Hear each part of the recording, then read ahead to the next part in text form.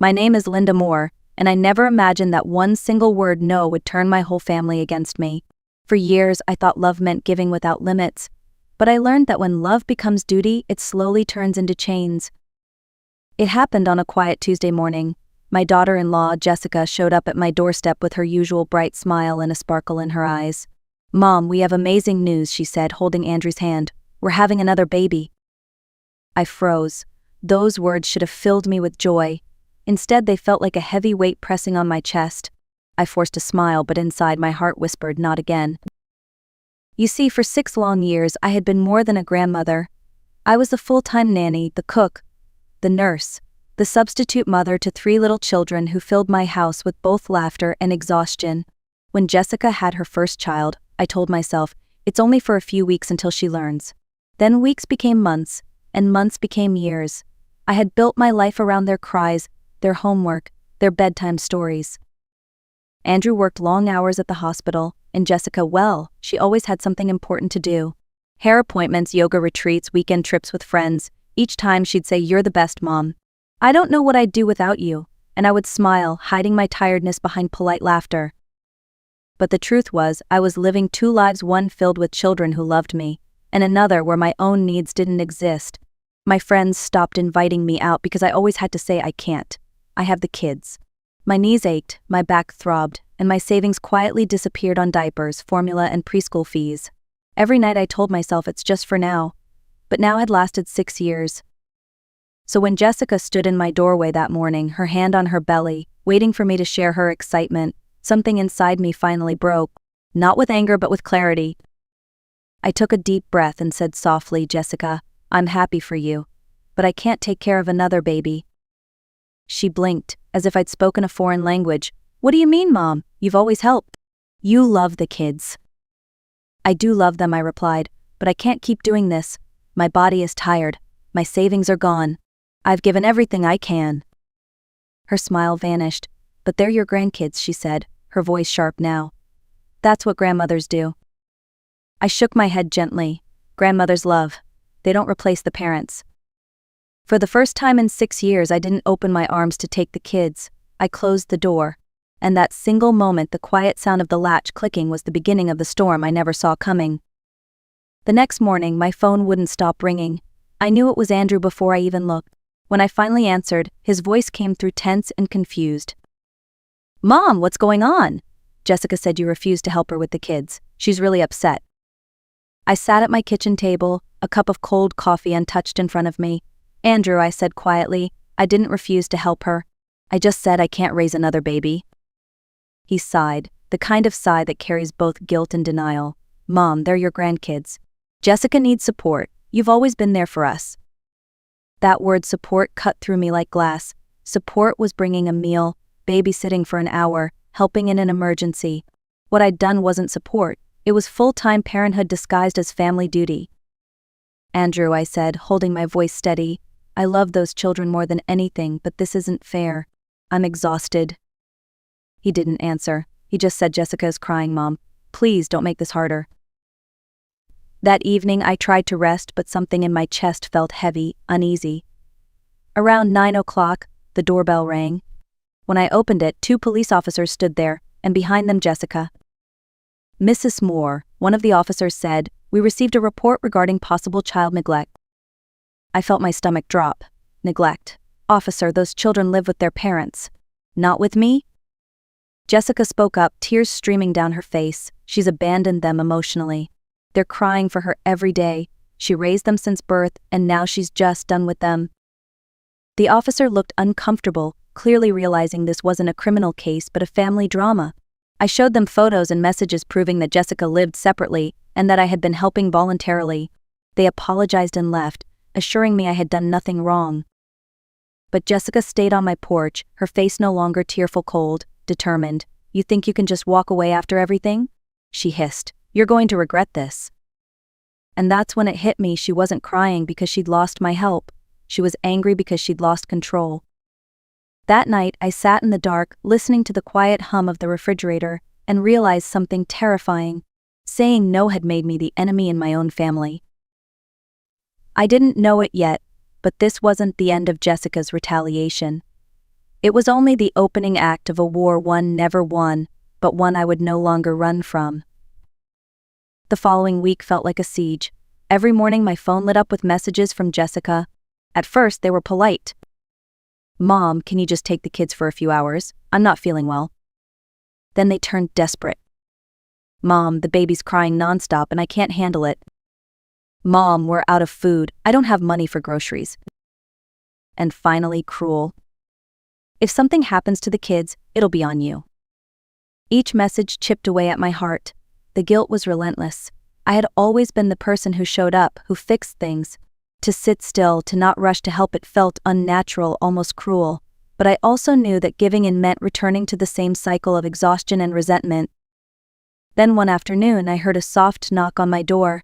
When I opened it, I found my 6-year-old granddaughter, Lily, standing there, clutching a piece of paper with crayon marks. "Grandma," she whispered, "Mommy says you don't love us anymore." The words hit me harder than any insult could. I knelt down and pulled her into my arms. "Oh, sweetheart," I said, "there's nothing in this world I love more than you. But sometimes, grown-ups need to fix things that kids can't see." She didn't understand, of course. How could she? Jessica had turned my grandchildren into messengers of guilt. The manipulation wasn't just emotional, it was psychological warfare. That night, I sat in bed staring at my phone, dozens of unread messages glowing on the screen. I realized Jessica wasn't just trying to make me feel guilty. She was trying to break me down, to make me surrender the one thing I had just reclaimed: my boundaries. On the third day, she sent the children again, this time with her sister Megan. The woman stood on my porch, arms crossed. "You're unbelievable," she snapped. "What kind of grandmother refuses to help her family?" I looked at her calmly.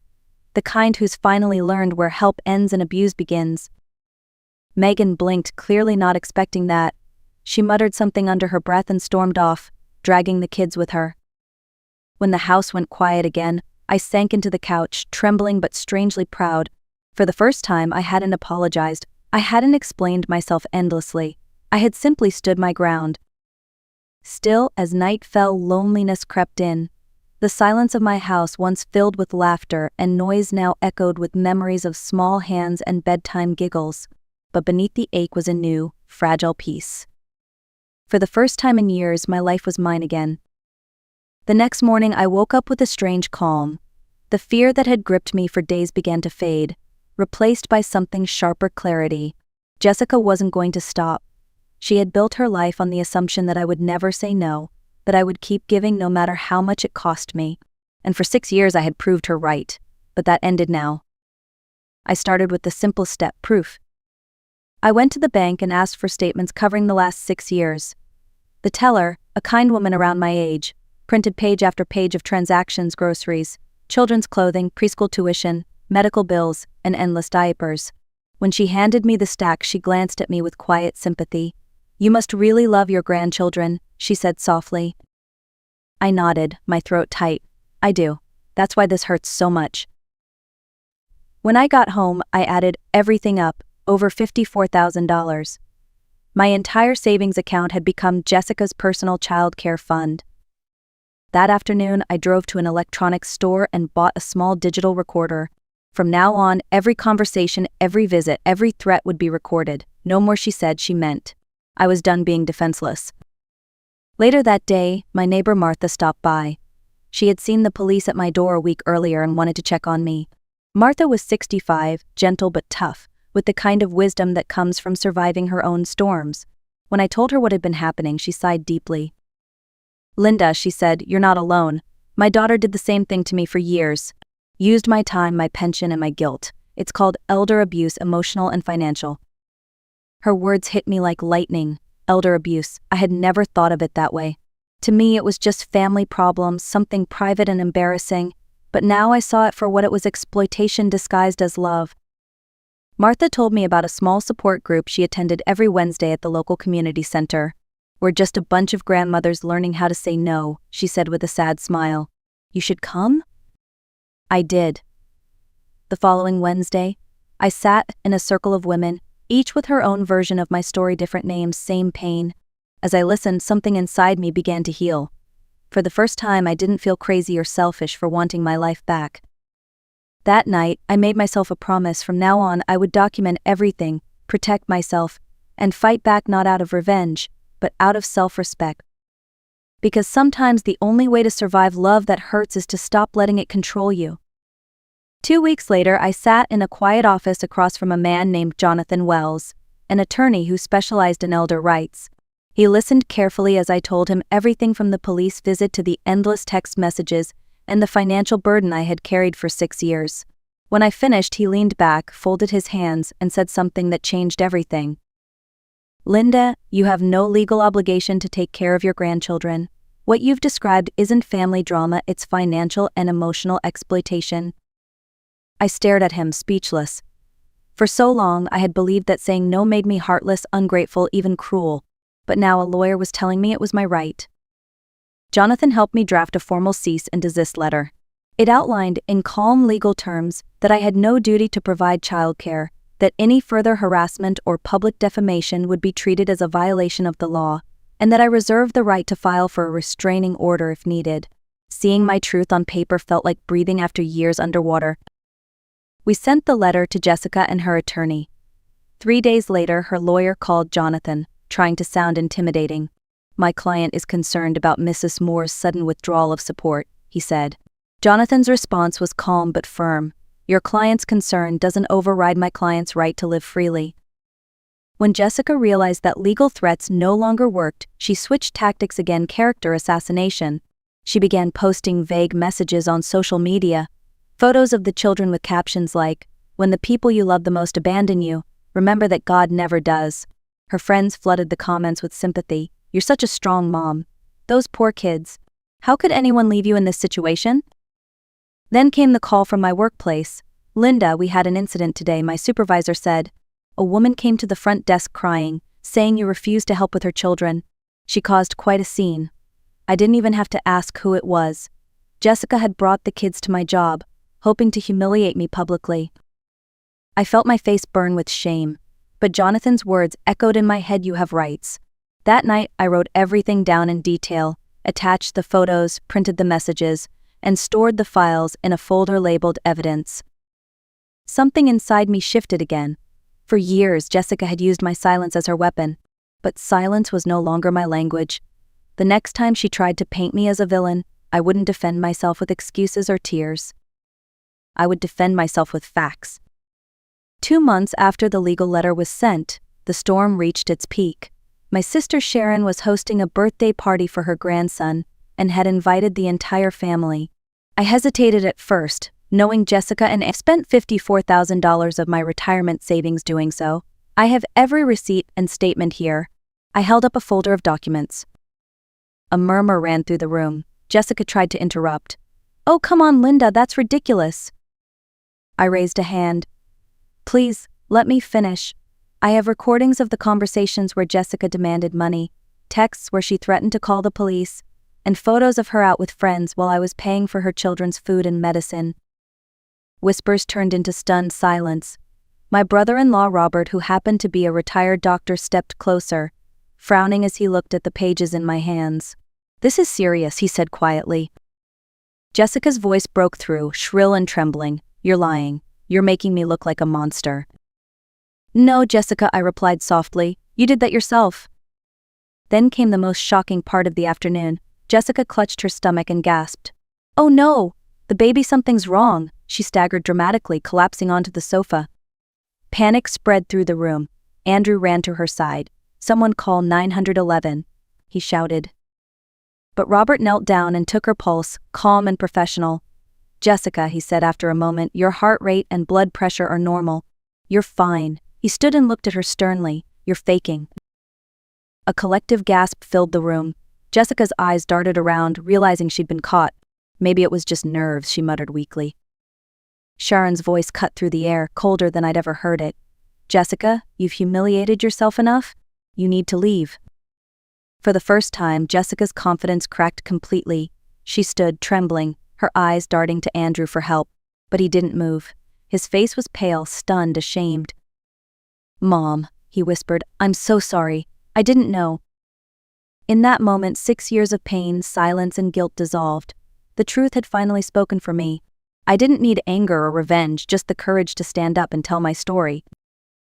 As Jessica stormed out, still clinging to her last scraps of pride, I looked around the room. My family wasn't whispering anymore. They were listening. In the days following that family gathering, everything changed. The silence that once surrounded me was replaced by understanding. Relatives who had avoided me for months began calling to apologize. "Linda, we're so sorry," Sharon said one evening. "We believed what Jessica told us. We didn't know what you were living through." I forgave them. They hadn't seen the truth until Jessica exposed it herself. But the biggest shift came from Andrew. For years he had been caught between loyalty to his wife and the blind comfort of denial. After that day, the fog lifted. He started stopping by after work, sometimes with the kids, sometimes alone. One evening he looked at me with tired eyes and said, "Mom, I can't believe how much you went through. She made me think you wanted to do it all, that you enjoyed it." I smiled sadly. "She needed you to believe that, son. That's how manipulation works." He nodded, his voice heavy. "She's furious now, says I betrayed her. But I can't defend her anymore. She lied to everyone." A week later, Andrew came to me again, this time with something that made my hands tremble. "Mom," he said quietly, "I found something." He placed a stack of papers on the table: bank statements, transfers, receipts. "She's had a secret savings account all along. Over $80,000. While you were spending your retirement on our kids, she was saving every cent of her own." The betrayal hit me like a physical blow. I stared at the papers, at the proof of 6 years of deceit, and felt both anger and relief. Anger for all the years I'd lost, relief because finally everything was out in the open. That evening I called Jonathan Wells, my lawyer. When I explained what Andrew had found, he didn't hesitate. "Linda, this changes everything," he said firmly. "We're not just dealing with manipulation anymore. This is financial elder abuse fraud, plain and simple." We gathered the evidence: bank records, messages, and proof of my expenses. Jonathan filed a formal notice demanding full restitution for the money I'd spent, plus damages for emotional and financial abuse. Within 2 weeks, Jessica's lawyer responded. They wanted to settle.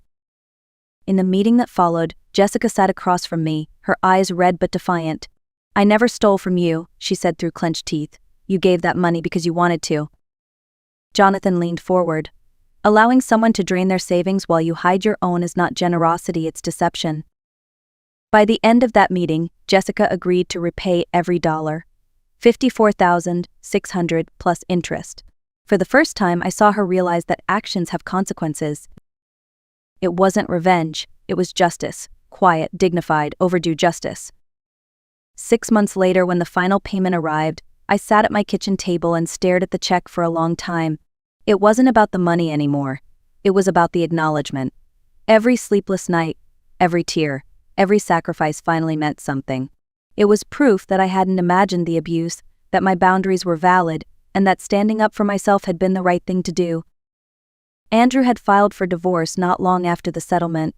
"Mom," he told me quietly, "I can't stay married to someone who used my mother like that." It broke his heart, but it also freed him. The children stayed with him most of the time now, and when they visited me, it wasn't because I was expected to raise them. It was because they wanted to. We baked cookies, played board games, and watched old cartoons together.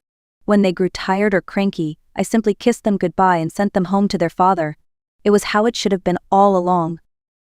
Jessica, meanwhile, faded from our lives. The family no longer defended her, her friends stopped commenting on her self-pitying posts, and her perfect image cracked beyond repair. She was left to care for her new baby alone, finally facing the reality of motherhood she had avoided for so long. I didn't feel triumphant. I felt peaceful. Justice had been served, and compassion had replaced anger. My neighbor Martha and I continued attending our Wednesday meetings. What began as 5 women had grown into more than 20. Each had a story like mine: a grandmother, a mother, a retired woman who had given too much for too long. Together we built a network of strength, reminding one another that love without limits isn't love at all. It's self-erasure. A year after the ordeal, I began speaking at local community centers about elder rights. At first, my voice trembled as I stood before strangers, telling them how I'd spent 6 years raising someone else's children. But the more I spoke, the stronger I felt. Women would come up after my talks, some crying, some nodding in quiet recognition. "Your story gave me the courage to say no," one woman told me. And that was when I realized that my pain had turned into purpose. Now, at 68, I finally have a life of my own. I travel with friends, take painting classes, and sleep through the night without worrying about morning feedings or school lunches. I love my grandchildren deeply, but I love myself too, and that balance is sacred. If you're watching this and see yourself in my story, remember this: love should lift you, not drain you. Boundaries are not walls, they're doors to freedom. And if anyone ever makes you feel guilty for saying no, look them in the eye and say what I finally learned to say with peace in my heart enough. When I look back now, I sometimes wonder how I let it go on for so long. 6 years is a long time to live in silence, to convince yourself that exhaustion is love and sacrifice is duty. But what I've learned is that manipulation doesn't happen all at once. It starts small, with gratitude, with dependence, with a few harmless favors, and then grows until you forget who you were before it began. I often think about the woman I used to be. The one who smiled through her pain, who said yes when her body screamed no, who believed that saying no meant being unkind. That woman doesn't exist anymore. The day I closed that door on Jessica was the day I opened another one to myself. When I visit my grandchildren now, they run to me with pure joy, no guilt, no confusion.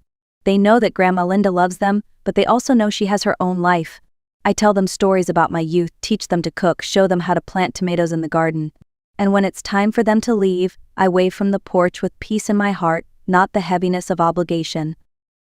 Andrew often tells me, "Mom, you taught me more by saying no than you ever did by saying yes." He's right. Boundaries don't destroy families, they heal them. They teach people how to value your time, your energy, your humanity. Without them, love turns into a transaction. One evening, while cleaning out an old drawer, I found the handwritten letter Jessica sent months after the settlement. The ink had faded slightly, but the words were still heavy with regret. "I finally understand what I did to you," she wrote. "I thought you were strong enough to carry it all. I didn't realize that in using your strength I was breaking it." I read it twice, then folded it neatly and placed it back in the envelope. Forgiveness would come in time, but on my terms, not hers. Sometimes, late at night, I sit by the window and think of all the women who are still trapped in that same quiet prison. I once lived in women who love too much, give too much, and forget that they, too, deserve rest. I wish I could tell each of them what took me so long to learn. You don't owe anyone your life just because you love them. Love should never feel like servitude. Saying no doesn't make you cold, it makes you whole. So if you're listening to this, take this as your sign. Don't wait 6 years to reclaim your peace. Don't wait for permission to rest. Stand up, even if your voice shakes, and remember, the most powerful act of love you can give to others and to yourself is to set yourself free. And if this story resonated with you, don't forget to like, share, and comment below. You never know who might need to hear that one word that can change a life. No.